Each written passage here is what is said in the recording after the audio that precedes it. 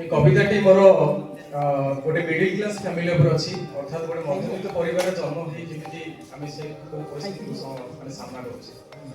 শীর্ষক হଉଛି ମୁଁ ମଧ୍ୟବିତ୍ତର।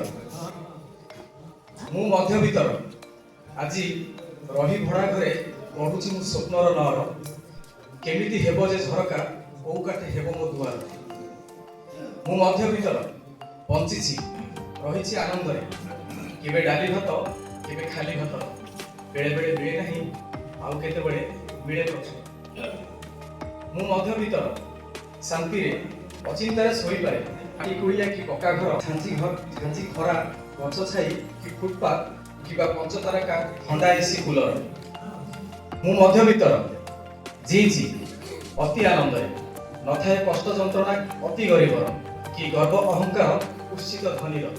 ସତରେ ନିଆରା ଏ ଅନୁଭବ ଏ ସାଧା ଜୀବନର। ମୁଁ ମଧ୍ୟବିତ୍ତର ଏବେ ମୋ କଳ୍ପନାରେ ନାହିଁ ଜମା ଅସ୍ଥାୟୀ ଲାଳସା ଧନର। ଭଲ ମନ୍ଦ ହସ ଲୁହ ସବୁ ତ ଏକାକାର, ଲୋଡ଼ା ନାହିଁ କ୍ଷୀଣରେ ଅମାର। ମୁଁ ମଧ୍ୟବିତ୍ତର ମିଛ ଆଜି ଲାଗେ ନିଜ ସ୍ୱାର୍ଥେ ସବୁ ସମ୍ପର୍କ ରକ୍ତର।